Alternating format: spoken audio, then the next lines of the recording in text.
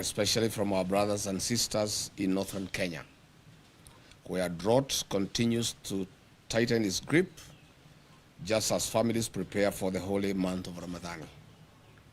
No parent should ever have to watch their child sleep hungry.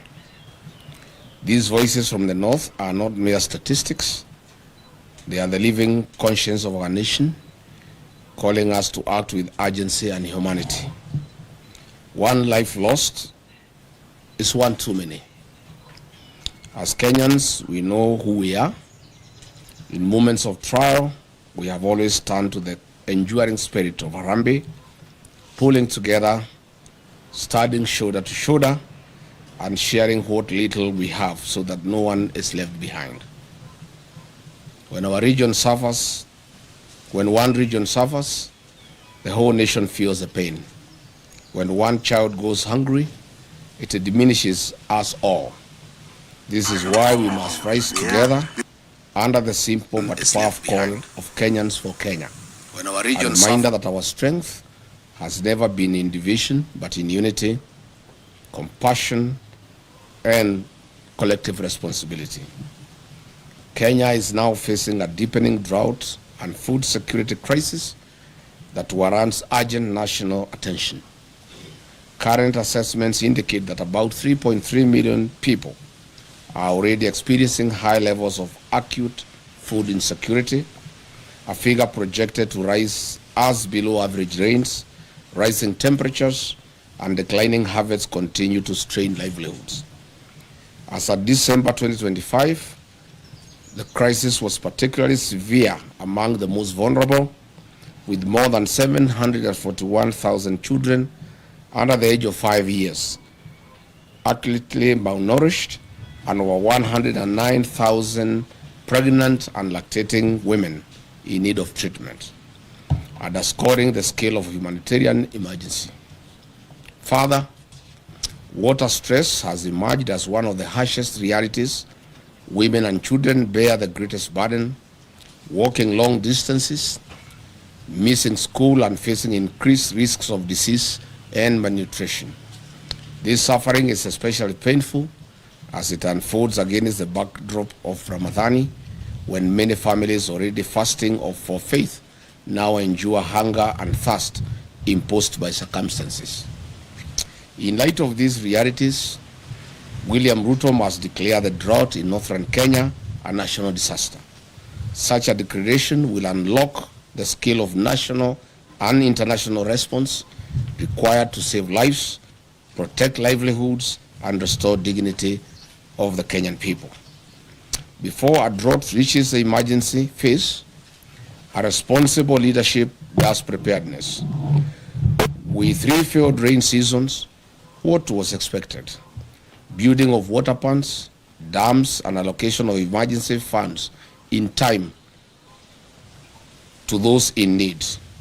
In a meeting yesterday, the government, in a typical knee-jerk reaction, allocated 4 billion Kenya shillings to 23 ASAL counties.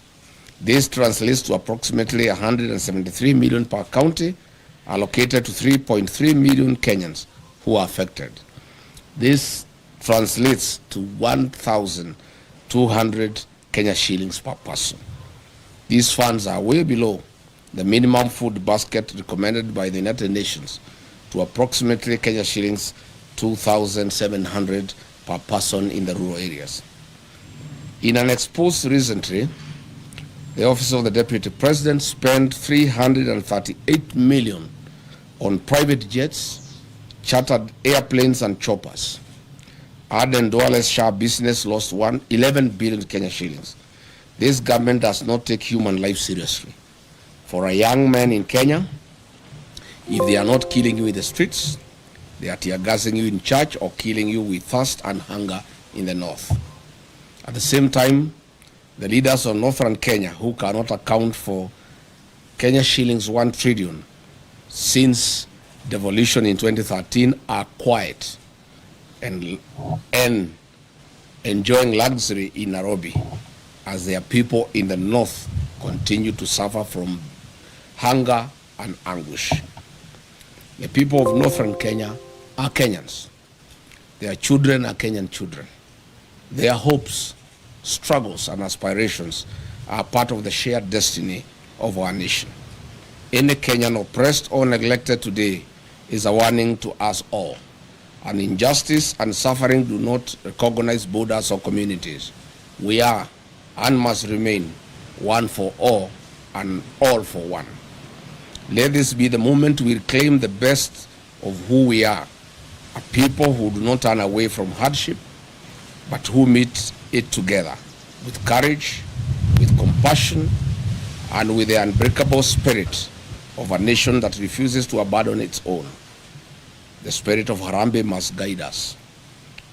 As President William Ruto tours the food insecure and water-stressed north from tomorrow to disperse the Nyota cash in Wajir, Mandera, and Garissa this week, he should know that life is more important and people are at the verge of hunger and death.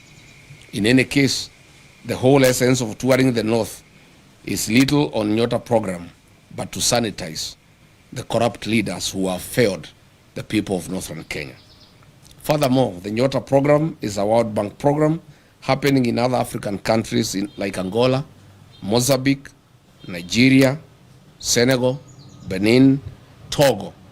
Yet we have not seen their presidents turn this into re-election campaign rallies across their countries.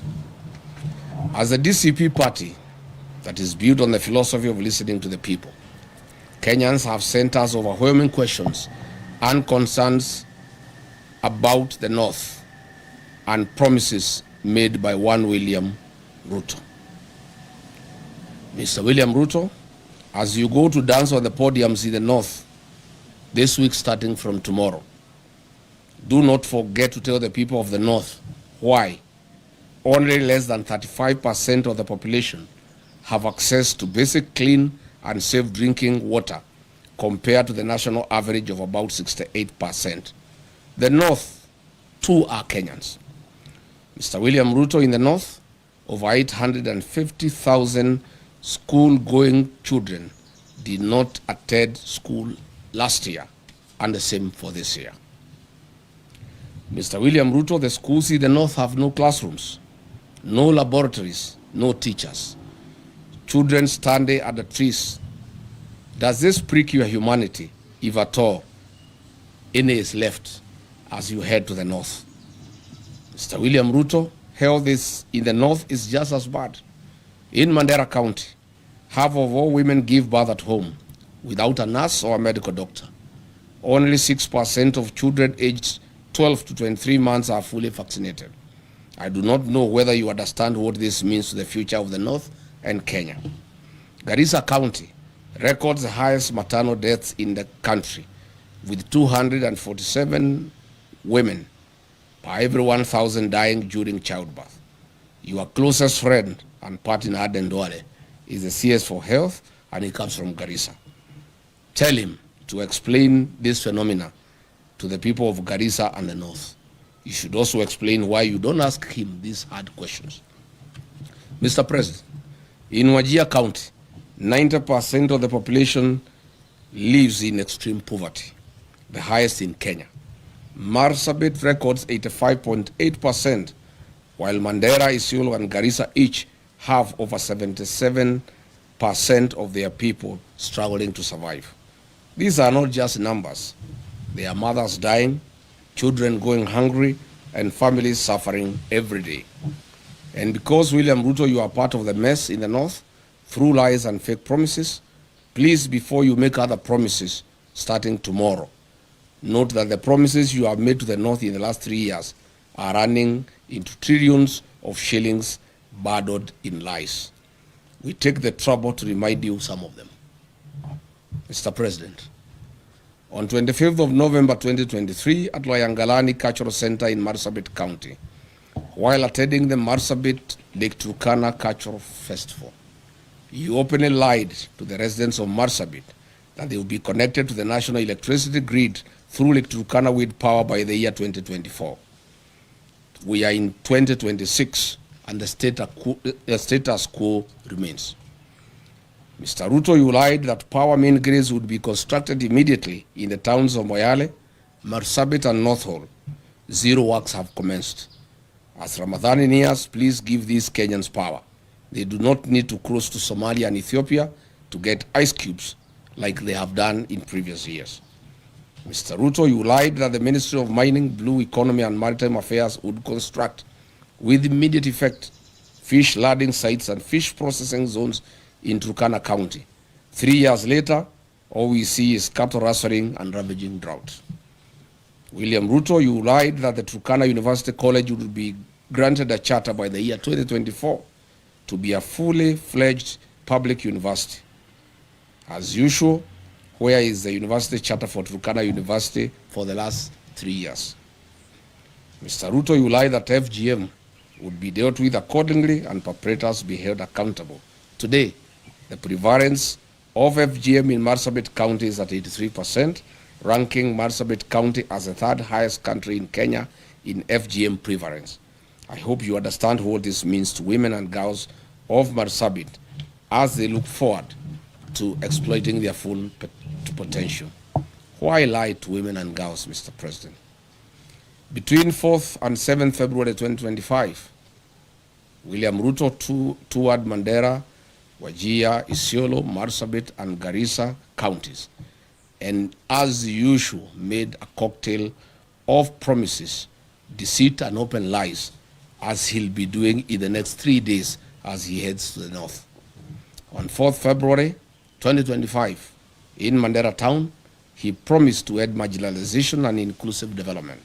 A year later, Mandera County has no roads, no sewage system, the drought is killing camels, the children of Mandera study at the trees.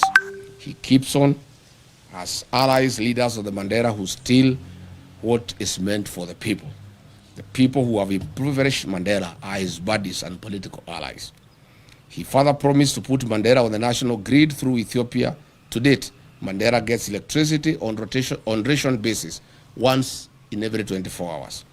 The president promised to put 1.2 million acres of land in Mandera Triangle along River Daua under irrigation. To date, no progress has been reported. On the same date, at Mandera Teachers Training College, he promised to support improvements in educational infrastructure and increase teacher recruitment in Mandera and Northeastern region, which single school has been built since then. On security and counter-terrorism commitment, William Ruto promised to protect residents and combat insecurity. He promised to ensure security and fight terrorism in Mandera after high-profile abduction incident involving 5 chiefs before his visit. Interestingly, 5 months ago, Jubaland forces occupied almost half of Mandera town, and Ruto has never commented on this matter. On regional connectivity and infrastructure, William Ruto promised to expand Mandera's road and energy connectivity. He said that the government will build and expand key infrastructure linking Mandera to the rest of the country, including roads and electricity through Ethiopia. It remains a lie. On the same date, William Ruto promised to speed up Mandera water supply and sanitation project at a cost of 3.1 billion to benefit households with improved clean water and sewage systems. Again, this is a white elephant. On February 5, 2025 in Wajir town at Orahek grounds, he promised that his government would connect 20,000 households in Wajir to electricity and expand rural electrification, including schools and mosques, at a cost of 3.6 billion Kenya shilling. To date, not a single home of the 20,000 households has been connected. William Ruto, as you head to Wajir for more lives, you will have to tell the people of Wajir why you lied to them on this particular date. On ending marginalization with equal development, he promised to ensure equitable development for Wajir and the broader northeastern region, eliminating discriminatory policies and promoting economic growth. Unfortunately, he is working with and sanitizing leaders of the north who loot public resources for their benefit to build malls and flats in Nairobi, in Dubai, and in Cape Town. He further promised to launch and support local projects in Wajir, including sites like Tarbaj Teachers Training College, livestock vaccination drives, county assembly facilities, industrial parks, housing projects, hospital facilities, and more. Zero progress. On 31st of February 2024, William Ruto in Marsabit County launched the following projects. Periodic maintenance of Marsabit A2, Orange House, Kiwanja Dege Primary School, and A2 to Mata Aruba A2 road, which is 5 kilometers. Today there is no progress. He launched again another project of 42 million Kenya shilling for periodic maintenance of Marsabit Bypass Road to be completed within 9 months. Again, it's now 2 years. William Ruto launched the periodic maintenance of Saku Modern Market to Shauri Yako Marsabit Road at a cost of 17 million. This was to be done within 9 months. 3 years later, there's no progress. In Isiolo County, on 11th April 2023, while breaking the fast with the Islamic community, he lied that Isiolo, Kulamawe, Modogashe Road will be upgraded to bitumen standards. Again, it remains a lie. Again, under his leadership, the 9.4 billion Isiolo Garissa Road, unassociated to all weather roads, remain stalled. Further, the Isiolo town water and sewage infrastructure at a cost of 7.5 billion remains a white elephant. The construction of new Tana River Bridge along A3 Road and Approach Roads at a cost of 2.9 billion shillings again remains a white elephant. In Wajir town, the town with no power supply, 63 years after independence, William Ruto has made the following promises, which remains delusional. Water plants at Ajawa, Abdiwako, Kwara, Badibidan, Alanas, Asewaji, Bojigaras, Lehele, Sheba, Abakwifin, Abakwida, Dagale, and Sharifa. Water projects in Habasweni, Buna, Wajia Bol, water piping and supply, Elnuna, Tulatula, rehabilitation of Banish water project, Tabaj water supply, Kulsini water supply, Dentelai water project, Elders and Ole water supply. These remain lies to the people of Wajir. In terms of irrigation projects, he has promised Wajir South Cluster, Mansa, among others. Note that the above water projects are worth billions of shillings, and Mr. Ruto, get these projects moving. As you go to Wajir, tell the people of Wajir why you lied to them and why you have come back when you have not implemented what you promised them. As we speak today, Wajir Level 5 Hospital and Griffith Level 4 hospitals have no sterilization and surgical sets, leave alone having reliable power supply. William Ruto, with the governor of Wajir, you may need to explain this to the people of Wajir. The construction and upgrading of bitumen standards of the following roads in Wajir County remain a campaign lie and tool for William Ruto. Habaswen Township, Elders Township roads, Bute Town roads, construction of Wajir Bypass, drift on Lokole Elders Road, and the Habasweni Mosque Water Point Road. Your poetic road of Ramu, Gari, Elwak, Kobo, Kotulo, Tarbaj, Wajir, Samatar, Modogashe, Isiolo, tell us why majority of the sections are stored for the last 3 months and workers have never been paid their money to be able to continue with the construction. Tell the people of Mandera why power is being supplied once in every 24 hours. You must say what is happening at the Mandera Kenya Power Station. Finally, William Ruto, on 4th November 2023, in Lamu County, Kizingitini, Pate Island, you lied that Kenya shilling 700 million was available for construction of Mutagawada Sea Road. People are still waiting. Where is the 1 billion shillings for the development and equipping of 9 fishing lad sites for Mukowe in Lamu, a lie you told on 27th August 2023. Good people, that's where we are. We wanted to tell William Ruto as he goes to the north, the problem of northern Kenya is a problem of accountability. theft of public resources by leaders that he wines and dines with. He is going to be with those leaders in military choppers, blowing dust and wind to hungry population with no water and food. I would like to ask him to carry food and water for the people of northern Kenya. All the mains and all the beans and rice, blankets, food and non-food items being used in central Kenya, in Nyandarua, in Kiambu, in Murang'a, Kirinyaga, Nyeri, to campaign, he should take those foods and non-food items.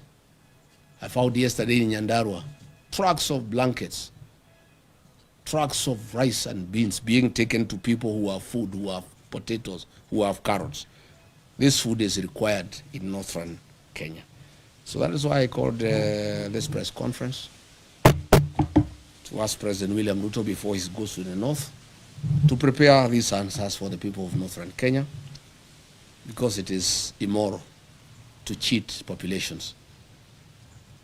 These people are dying, they are hungry, they have no water, they have no food, they have no medicine, their animals are dying. And then you go to dance with them and lie to them all. Asanteni sana. Any question? Yes, citizen.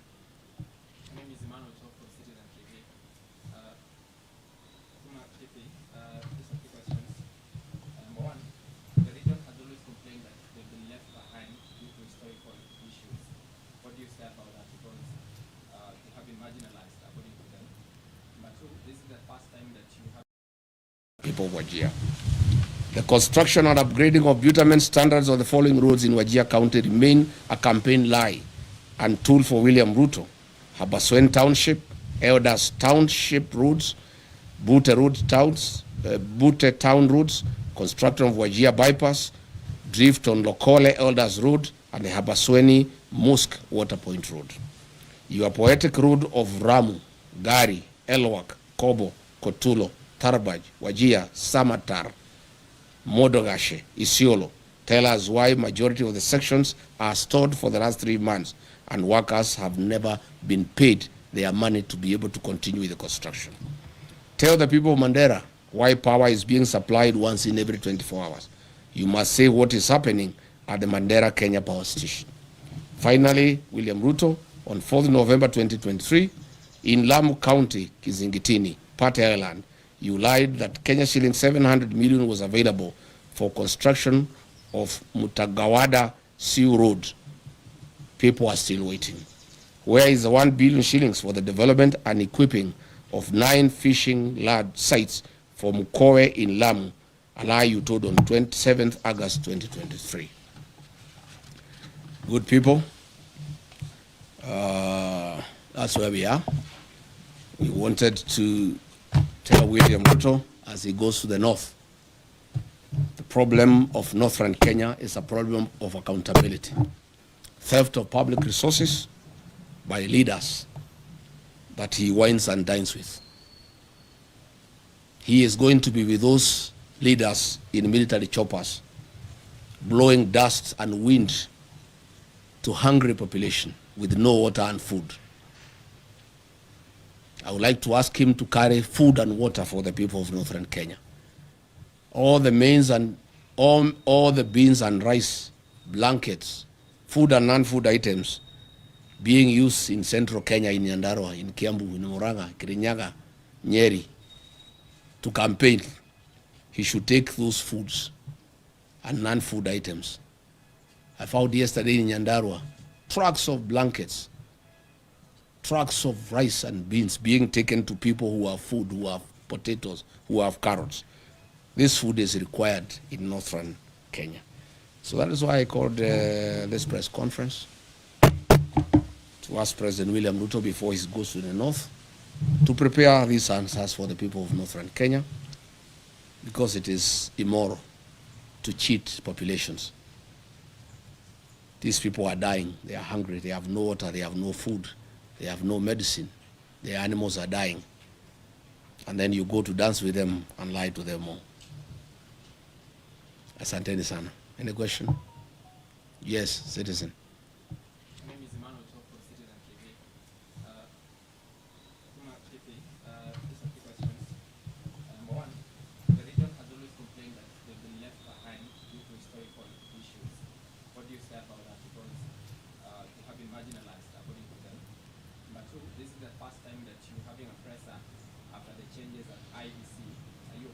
person who is acting now, Sukuli. And lastly, there have been some concerns from Senate that there's some corruption. Governors yesterday said that the senators, some of the committee members, CPAC, are extorting them. Would you like to comment about that as well? Thank you. What was the first question? The first question is about the historical. Yes. It is true that Northern Kenya suffered marginalization historically, but lucky for them, the 2010 Constitution was very kind to the people of Northern Kenya. The 2010 Constitution ushered in devolution. It brought the equalization fund. And since then, the people of Northern Kenya have received billions of Kenya shillings from 2013. Again, the CDF has been a very fair program for the people of Northern Kenya.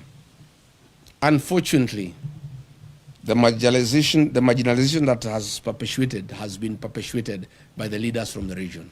I have put them to task to explain to the people of Northern Kenya where is the 1 trillion shillings that has come to Northern Kenya from shareable revenue through devolution, money for CDF, money for the equalization fund. When you go to Wajir, to Mandera, to Garissa, to Isiolo, to Marsabit, there's nothing on the ground.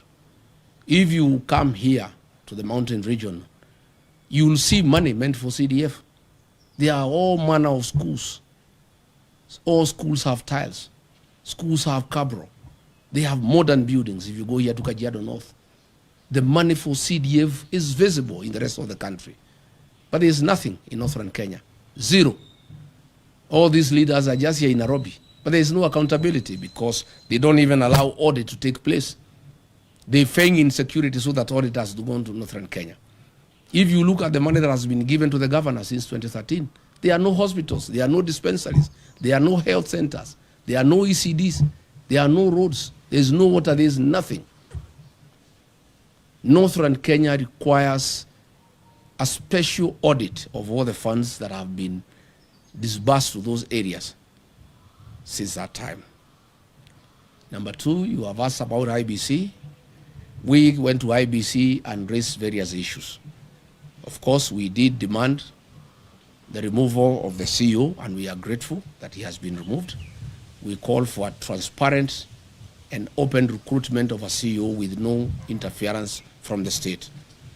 Further, we call upon the IBC to terminate the contracts for the mathematics system of conducting elections, the Venezuelan technology that was illegally extended by the outgoing CEO, Juan Marjan. He did it when there was no commission. It's an illegality, and that contract is illegal. And that contract should be terminated, and IBC should advertise and acquire modern and credible system for conducting our elections. Thank you. On? Yes. Most of these governors cannot complain of extortion. Why they are being is extorted, especially the ones from Northern Kenya. They have stolen all the money meant for the people. So I gather the senators are reasoning that since they have stolen from the people, they need to steal from them. Of course, two wrongs don't make a right. Of course, the Senate and the National Assembly has been a theater of corruption. When I was being hounded out of office, the senators who hounded me out of office were given 10 million shillings each, and others 20 million. It's a den of corruption. And so is the National Assembly. And by extension, all public institutions. So this is something that we intend to correct when we form government. The United Opposition intends to deal with corruption head-on because it's the greatest challenge that we have as a country. we have a very, very serious challenge where we even have budgeted corruption and where corruption has been institutionalized and people don't find it anything wrong. Again, William Ruto has really encouraged people to practice corruption. He is bribing people in the loans of State House openly when everybody can see. He calls people and gives them bribes. So once the president has shown that bribery is a way of life, the senators have learned from him because he also started by bribing them. So when he is not available to bribe them, they have to be bribed by somebody else. And so bribery has become a normal way of life in this country, and it has been perfected by William Ruto. He is shamelessly, with his deputy, going around in the country with sacks of money stolen from institutions like Kenyatta National Hospital to bribe people for re-election. And therefore the senators, the MPs, the police, the administrators, everybody is learning from the best. William Ruto is the one who has perfected bribery as a way of life. And therefore everybody has learned from him. And that is the country now that we have. And that is why we are preparing for the next election to correct this situation by removing from office and bringing a government that is transparent and accountable. Yes? Yes, let's say Apollo TV 57. There's a petition in court to stop political meetings in State House. What's your reaction to that? Number two, how far have you gone with plans in search of the United Opposition Plan bearer, and are there any planned meetings coming up? Number three, you promised to name the Witima Church attack suspects. How soon are you going to name them? And number four is... Too many questions. Those are enough. One, we agree with that petition. State House has become a scene of crime. Instead of being a coveted institution where good policies are conceived and pronounced, it has become the center of corruption and bribery. It has also is no longer a national institution that looks after the people of Kenya. It is now the headquarters for UDA party and the election of William Ruto. William Ruto has abandoned government. He's not running the government anymore. He's just thinking about the election. So State House is a campaign scene, and again, a scene of corruption and bribery. We are committed to have one single presidential candidate to face William Ruto. We want to ask patience from the people of Kenya. Coalition building is a delicate affair, but the people of Kenya have been very clear to us that they want one candidate to face William Ruto, and we want to give them that commitment. On my part, I want to give that commitment. And when I listen to my sister Mother Karua and my other brothers in the alternative government, they are all committed that we shall have one single presidential candidate to face William Ruto. What I want to ask is patience, and there is no hurry. Mwai Kibaki, the third president of the Republic of Kenya, was named as the opposition flag bearer on the 14th of October 2022, when the election was on 27th December the same year. 2 months, 13 days apart. There's no hurry. We can take our sweet time. If you ask me, we should not be in a hurry. Anything from March, April next year is good enough. We told IG Kaja that we shall go back on the 16th for a report. We want to hear from him. I have information William Ruto has said those people should not be taken to court because he will be indicted. And he will be shooting himself in the foot because they are actually policemen and politicians very close to him. The investigations have actually unearthed all the police officers who were on the scene and the politicians who hosted them and who planned the attack. But there will be a very serious cover-up. I have information that William Ruto has said that he would not allow the prosecution of those politicians and those policemen because his government will be right in the center of it. But let's cross the bridge when we get there. We'll go to see the IG on the 16th. He promised us that he'll give us progress report. And we told him we want arrest and prosecution by then. But let's cross the bridge when we get there. Last one. Yes.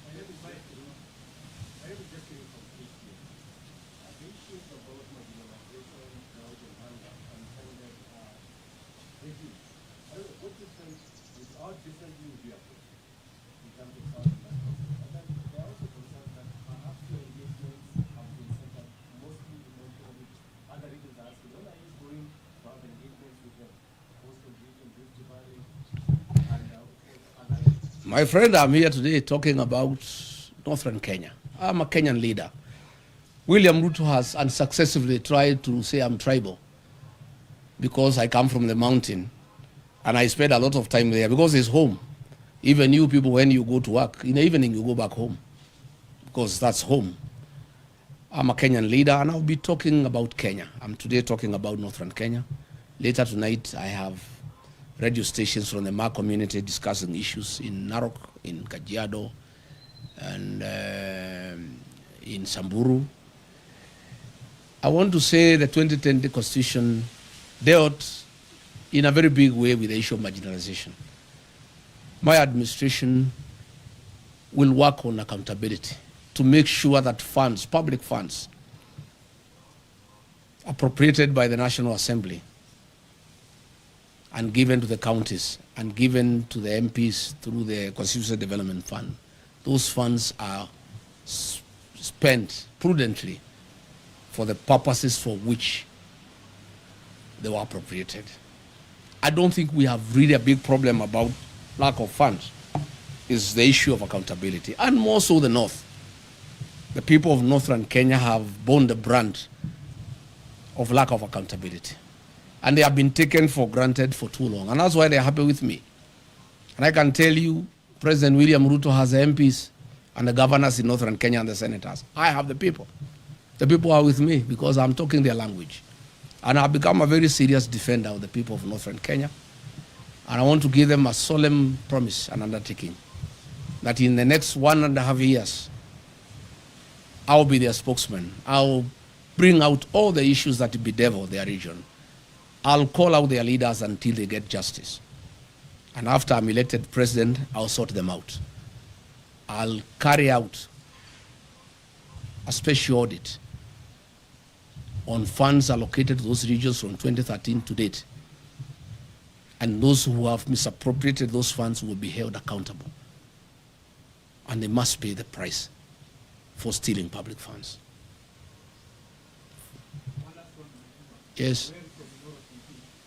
What do you have to say about the drought situation in the Mount Kenya region now that you are against the food supply system being used by politicians? The drought situation in Mount Kenya region is very minimal.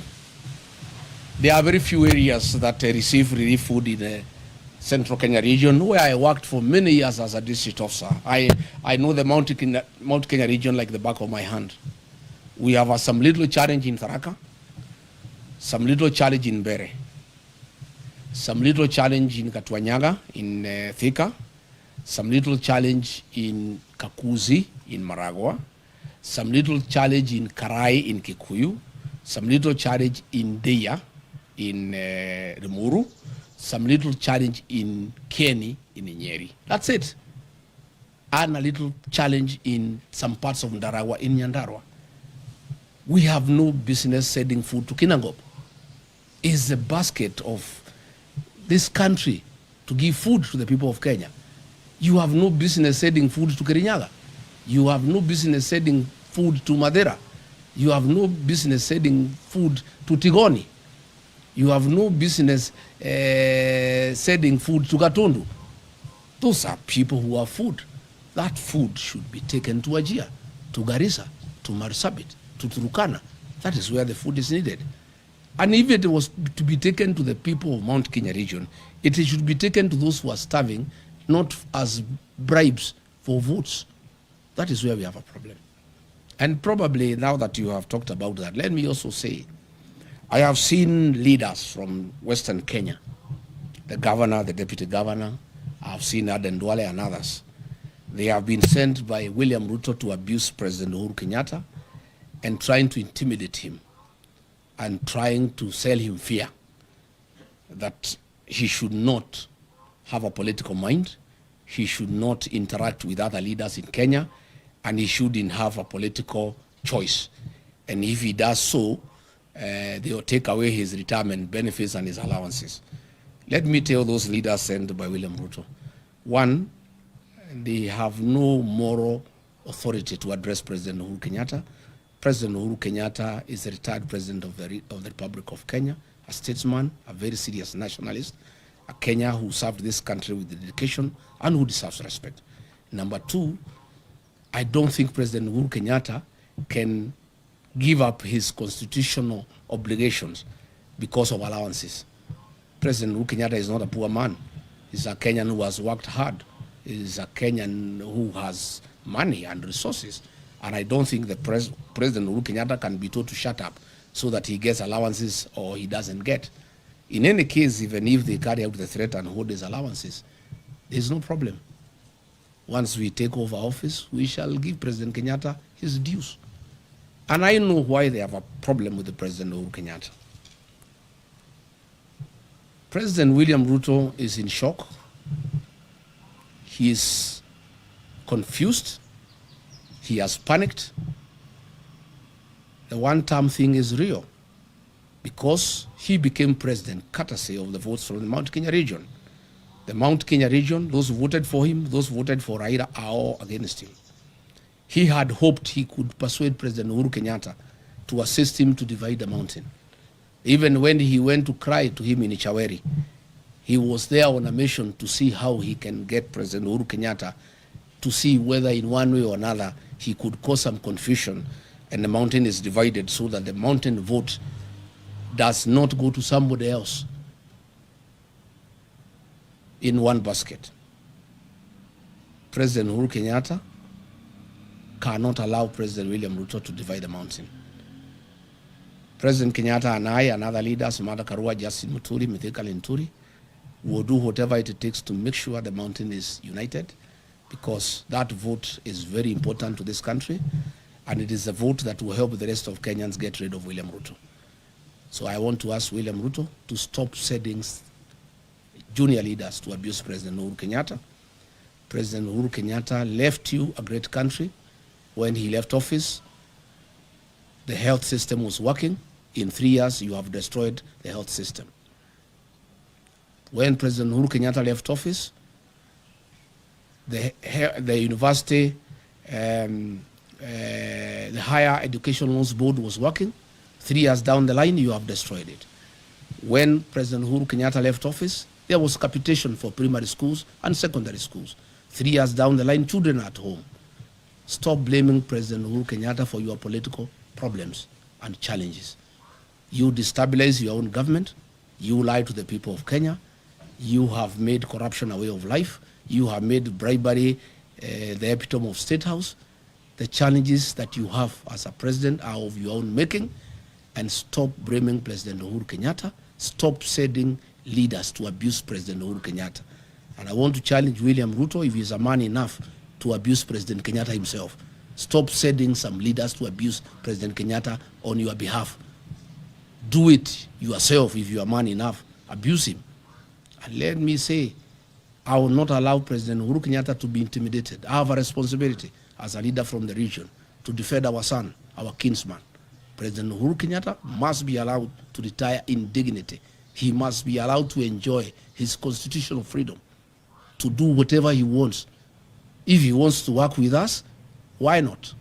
If he wants to work with Rigathi Gachagua to unite the mountain, to unite Kenya, why not? And I want to tell William Ruto, I heard him saying that Azimio cannot be anything without ODM. He is lost. The ODM of Raila Odinga is not the ODM of today.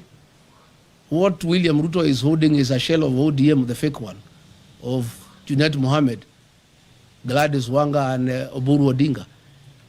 The ODMB, the one with the people, is gone and is in one term. The people of Ukambani are gone, they are in one term. The people of Kisii are gone, they are in one term. The mountain is gone, is in one term. And by the way, there is no UDA without the mountain. It's a shell. So let him not, and he should know Azimio only lost because the mountain did not go to Azimio in total. As we talk, the mountain, Azimio, United Opposition, ODMB, all of us are in one term.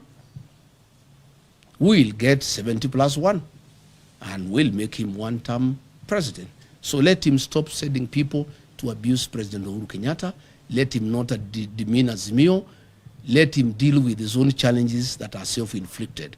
He mismanaged politics. He mismanaged the country. He made corruption a way of life. He made lies as his trademark. And Kenyans are fed up because they can see through him. And therefore, he should sort out his own problems, and he should not send people to blame President Uhuru Kenyatta for his woes. And I want to say to the people of Kenya that I will take time. Anytime Uhuru Kenyatta is attacked, I must defend him as our retired president, as my brother, as my kinsman. And I have a responsibility to do so. And that I'll be able to do from time to time. Thank you very much, asanteni sana. Mungu awabariki. I think we have said enough, asanteni.